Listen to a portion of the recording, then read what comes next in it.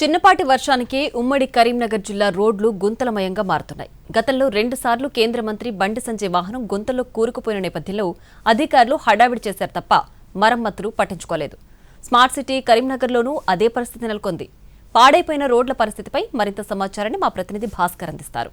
ఇప్పుడు no cost cough syrup తో 60 రూపాయల విలువ గల ఇన్హేలర్ పూర్తిగా ఉచితం. దెబ్బకి దగ్గు జలుబు మాయం. కరీంనగర్ జిల్లా వ్యాప్తంగా చినుకు రాలితే చాలు ఈ రోడ్లపైన గుంతలనేటి క్రమంగా పెరుగుతున్న పరిస్థితి. గత 3 ఏళ్లుగా రోడ్లను రిపేర్ చేయడమే తప్ప, అంటే తాత్కాలిక మరమ్మతులే తప్ప రోడ్లు వేయకపోవడం, వాటికి శాశ్వత మరమ్మతులు పరిష్కారం చూపకపోవడంతో ప్రజలు ఇబ్బందులు పడుతూ ఉన్నారు. మనం ప్రస్తుతం కరీంనగర్ కామారెడ్డి రాష్ట్ర రహదారిపైన ఉన్నాం. ఇక్కడి నుంచి నిత్యం వందలాది ఆర్టీసీ బస్సులు, ఇక్కడ ఈ చుట్టుపక్కల గ్రానైట్ క్వారీలు ఉంటాయి, 10ల సంఖ్యలో గ్రానైట్ క్వారీలు ఉంటాయి. వాటి నుంచి వందలాది గ్రానైట్ లారీలు కూడా భారీ బరువుతోటి, అంత దాదాపు 100 మెట్రిక్ టన్నుల బరువుతో ఉన్న లారీలు ఇక్కడికి రాళ్లను మోసుకుంటూ ఈ మార్గంలోనే ప్రయాణిస్తుంటాయి. అయితే వాహనాలు చాలా ఇబ్బందులు పడుతున్నాయి. ఇక్కడ సాక్షాత్ కేంద్ర మంత్రి బండి సంజయ్ వాహనం కూడా గత సంవత్సరం ఈ సంవత్సరం 2 సార్లు కూడా కూరుకుపోయిన పరిస్థితి ఉన్నది. ఒకసారి ఇక్కడ కొంతమంది వాహనదారులను వాళ్ళని అడిగి తెలుసుకుందాం. బ్రదర్, చెప్పండి, ఇది ఎన్ని రోజుల నుంచి సమస్య?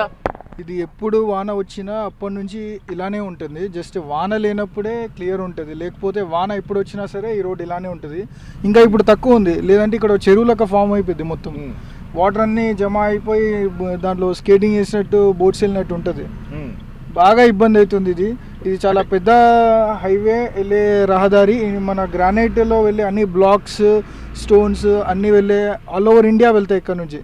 ఏ లారీకైనా, లారీలు కూడా ఇరుక్కపోయిన పొజిషన్స్ ఉన్నాయి. ఒక్కొక్కసారి చూస్తే లారీ ఇరుక్కుపోతే కష్టమే తీయడం. ఇంకా అసలు లోడ్ అయిన లారీ ఇరుక్కపోతే ఎలా తీస్తారండి?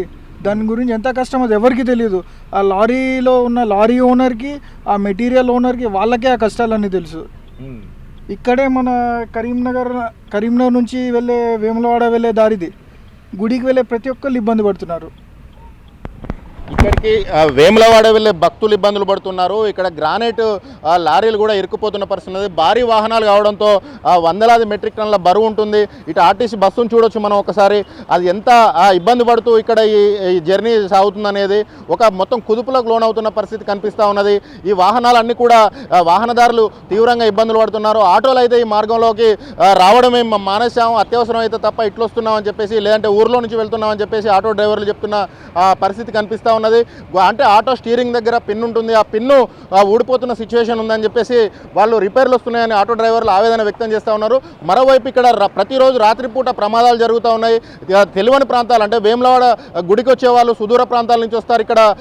ఇక్కడ వాహనాలు ఇరుక్కుపోవడం, వాళ్ళు కింద పడడం, కాళ్ళు చేతులు విరగడం కూడా సర్వసాధారణంగా మారిందని చెప్పేసి ప్రజలు ఆవేదన వ్యక్తం చేస్తూ ఉన్నారు. కెమెరా పర్సన్ సంపత్తో కలిసి భాస్కర్, NTV, కరీంనగర్ నుంచి.